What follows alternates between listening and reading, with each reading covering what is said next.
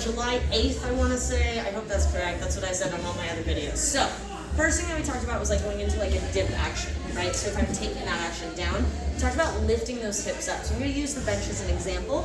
So if I'm here and then I pop off, right, where I'm just here, a lot of my hip energy is going down.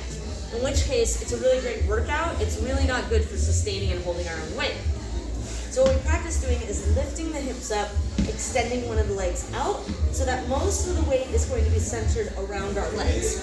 Now obviously in the extended version when I'm standing up, I want to utilize, and I can practice just that. Either leg, I'm utilizing my base leg, it's underneath me, I'm extending the other leg and planking, okay? Now depending on how low I go is up to my leader. So my plank might range from there all the way down to the ground. But even if I'm on the ground, my hips are still going to be lifted, and I want to make sure that my body is in as best of a plank position as possible. Secondary thing, the lats. So we talked about just doing this lat pull down and engaging our back to our body, and then allowing our arms to be free. So when I'm being held by my leader here, I'm thinking of pressing down through engaging my lats. So I'm not thinking of pushing that way, pushing my shoulder, my body weight down. I'm actually thinking of lifting up as I compress the lats down. So in this instance, you can almost think of like squeezing an orange in your armpit. That might be the best analogy. Probably a terrible analogy, but a really good analogy, right? Kind of pressing there. And that's going to take a lot of the weight off of my leader. That doesn't mean I will be weightless. It means I will take a lot of that weight off. As soon as I drop the hips, I'm dead weight. Okay? Talked about basic terminology. So, first position, the best way that we get our natural turnout is from sixth position parallel here.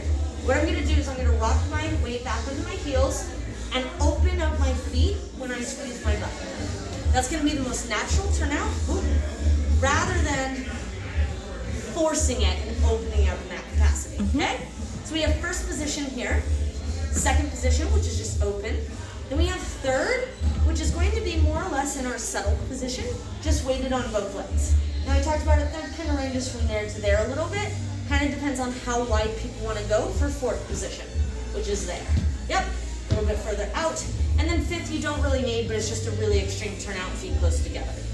Arm positionings, okay? Now ballerinas utilize the lats engaged to their back, and they go through these positions. First, high first, you think titties and out. Don't close that. Titties and out. Then opening up to second.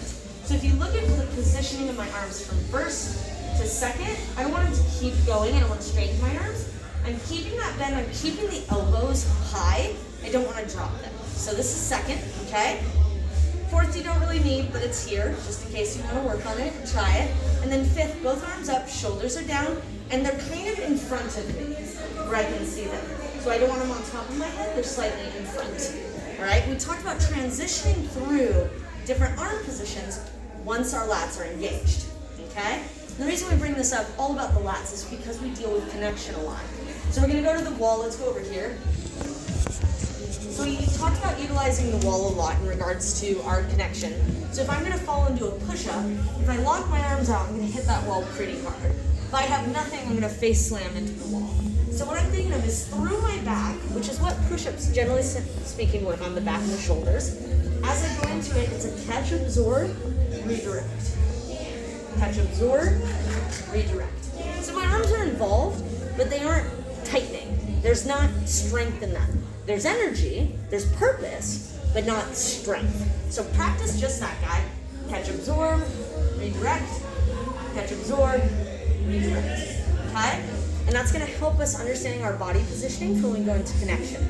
The next thing is that we talked about leading with the head. So the head's shifting weight forward into the toes and then back into the heels. Yeah?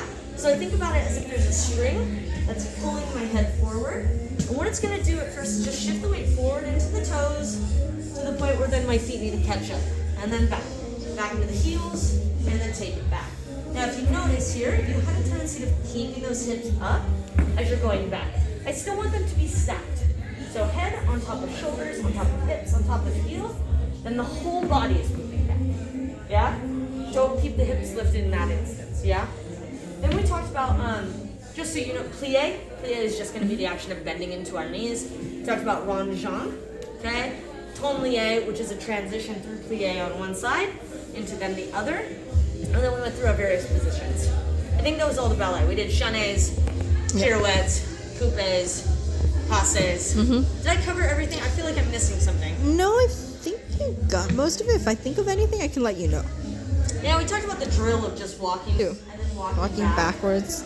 Just kind of getting that. And then the last thing we talked about was just figuring out your connection. So once you practice and you get your lats engaged more so to your back, your arms will have freedom of movement. Yeah? In which case, the arms aren't going to dictate and determine your connection anymore. What will is how far back do you want to settle on your heel? Do you have a pitch or no pitch? And then distance away from your partner. Those are going to be the determining factors then of how you want to connect. The closer you are, the lesser the connection. The further away and the more you're back on the heel, the more intense the connection, right? Now I can't go too far. I'll stick my butt out. Too much of a pitch, right? Right. So it's finding a balance between all of those things. And I think, in particular, start with all the solo stuff that we talked about, and then you should be able to get to that point to figure out that connection. Got it. Awesome, man.